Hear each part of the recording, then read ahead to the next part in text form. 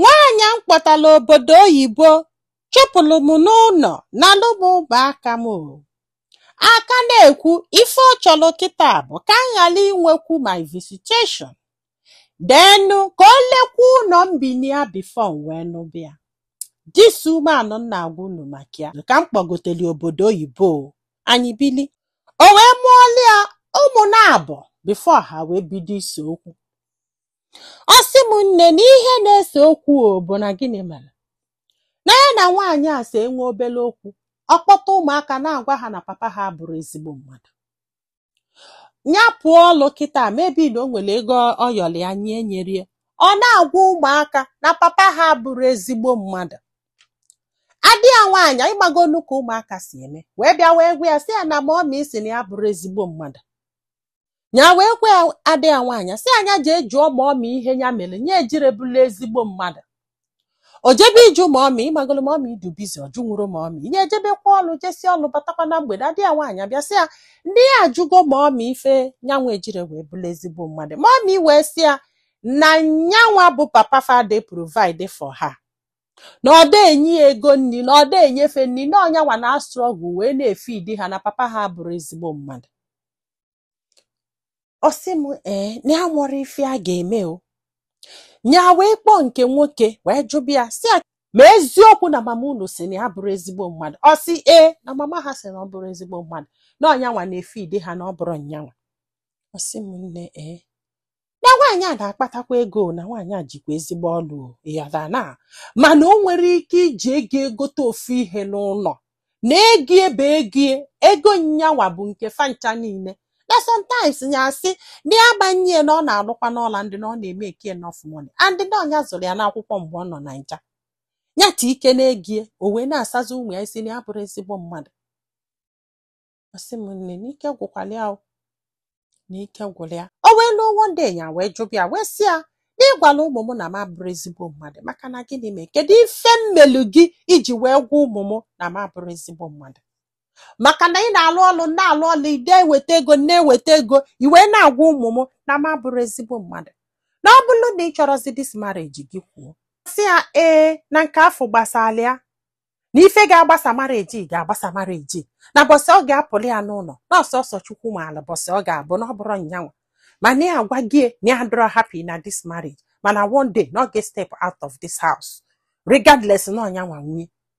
ya. Sị a what ọ sị a yes na-ekwu gị ihe akwụ na ọ maka ọ na-adọnụ ya wee sị ya ụlọ m bụ nsogbu go nsogbu adọrọ fanyọsịa that day na ya nabarala ụlọ mba ihe ekwere nye muvu oje chọba lọya wee kọlụ lọya ihe a niile kọsịa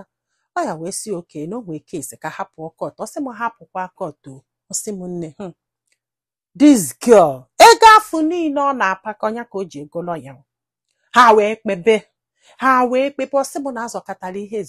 zọkata duto na ọnya nwasị na ya chọrọzi nwaanyị amaghị narị ụlọ anwa narị ụmụaka na-abụ. Ọ sị m nne ikekwụla ọtọ gwa ya na ya mara ife a ga-eme onye apụọla ya n'ụlọ mana ọnya nwa na-akwụkwa mọgeji ụlọ afọ na ọ bụrụkwa sọsọ mọgeji ma child support na ọnya nwa na-akwụ o maka na ụlọ ya before the lady abịa andị na-afịa ka ya ji go ụlọ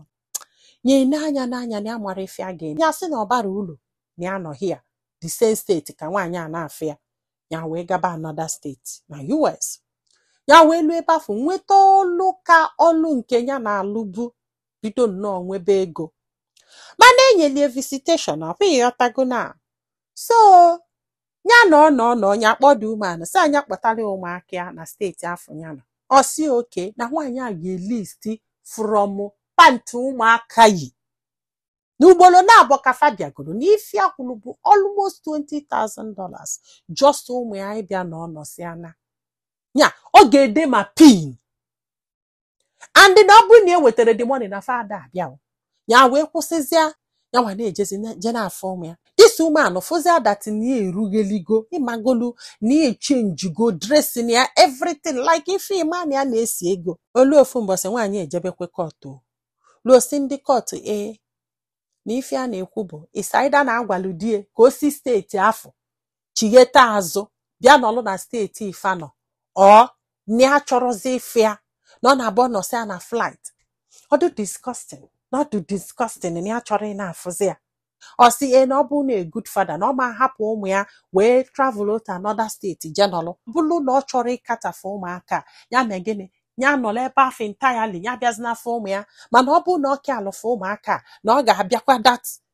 steeti fanọ ka ọ bịa bili ya wee sị George na ya ma mmenwu ya na ọkwa nyanwa na-akwụ mortgage ụlọ ya na ụmụ ya bi na ọ bụrụ na ya hapụ ọlụ afọ ya na alụ chigeta azụ na steeti ya na ọkịta anụnwa na ụlọ ọnụnwa na ya ma nkwụnwụzi dị mortgage na ọ fịabịara ya arụ ka ya ji wee travel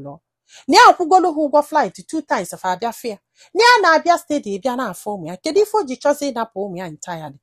ọsị m ekpebekwa ihe ahụ zọbe ihe a and na mgbe this lady kwuru ihe a na oluzuru ọlụ ya oluzukwere ọlụ o nwere ife ọ na-alụzi ọ sị bụ nne o n'ebe o bidogodo bụ na ọ chọrọ ịlụ ụlọ ya ewee nene wee bụ na mortgage ya na-akwụ kado active akwụ ya taa na ọnya nwaka na-akwụ ya ewee sị ya na ọ ma mmenwu ya akwụ ifugo na ya wee sị George na kịta presently na o nwere ife nwunye ya na-alụ na asịsị move na ọnya nwa kwesịrị imove kpọtara ya ụmụaka na steeti ebe ya nọ na ọbịa na ya ga-aha ya aha apartment ebe fa ga-ebi na ya ga-elu ụlọ ọnụnwa ịghọta kịta wee nwee ike wee settle ọfa very well ọnya nwa na-alụ ọlụ ju ọlụ na-akwụ mortgage hapụ ọlụ ya bịa hia bịakwutezie nwaanyị enwere ife ọ na-alụ recently George wee sị na ọkwa n'eziokwu na ebe nwere ife ị na-alụ kịta you can move there ebe ọ sị na ọ ga-eme sure na ụmụaka ga-adụ comfortable ọ ịkpọnye ụmụaka ịghọta na onwe ikele ụlọ ebe ọ decide go to stay in that state ọ sị bụ mfat na ya mara Chukwu si n'eluigwe wee gbalata that day ewee grant afa sị ya nọ the woman bụ ife ga-emuvu bịaba ebe afọ na ọ bụrụ nyanwa ji ọlụ ga-emuvu bịaba ebe afọ ọ sị m nne na nwunye ya dakwa na yọbasị na ya chọrọ imuvu na ya na ebe a na ọ dị oke na ya dị comfortable ya nọziala ebe afọ na nsogbu adịrọ na ya tile application na ya na-achọ ọlụ na ya ga-enweta ọlụ na ya ga-eme nwaanyị ayọbakwa biko ọ sị bụ na kịta na a na-akpọzikwa ya na fonu na-ahụ ya ka hapụ ha ka ha nọkwalụ n'ụlọ afọ ghara ịbịa ebe ya nọ ya na-akwụ mortgage ebe afọ na-akwụkwọ ụgwọ na ebe ya nọ kama na ịmago na ọ bụ na Fabian ya agha yakwa ahụ nọ duto na ha agbasago ọ hapụrụ ụmụaka akwa ifugo na ịma na ife na-eme n'obodo oyibo asị na mgbe ọbụla nwaanyị na-achụpụ nwoke n'ụlọ ọbụla gịnị mere ọ nwoke ejiri ego lọ ya anyị mago n'ọrụ ị ga na-alụ iwepụ ụgwọ ụlọ ya ọfọlụgo obere nye nke nna ama ibie bụza na gị na nwunye gị nwee okwu ịma na a na-enye probono kwa probono ka a na-akpụ ya nwaanyị a sometimes onwere ifefa na-alụ just ikpe ga-adọrọ serious ma ọ bụrụ na ịbanye probo ịghọtara na mana ọ bụrụ na ịbụ nwoke ji ego igote ezigbo lọya olesi ma nwaanyị afọ imegbulie onwe evidence bụ na gịnị mere na okpegbuo gị ndị sumanụ bụ ihe na-ayọzi biko na-akwụgharị ya wee na-ajụ ọbụlụ gị ị ga-ekwe ị ga-agbaghalị ya mana o nwee ka ọdụ ịnapụ this man everything ịnapịa ụlọ ịnapịa ụmụaka ọ bụrụ na fancha niile bụ eziokwu na ihe anụnwa bụ ihe menụ ịma na asị na mgbe ụfọdụ na ọ na-abịa imegbusie nwaanyị akpọrọ ya bịa obodo oyibo ọ ga ka ezu in fact ịgwa gị eziokwu ọ bụrụ na this woman nọ na your shoe ọma nkwe nke a bụ my own truth ka m kwuru ọ bụ ịghọtago na mana ifilie na ọ ga-ekwe denye na comment section ifilikwe na ọma nkwe denye na comment section ndị be anyị daalụnụ ka ọ dị n'ụbọchị ọzọ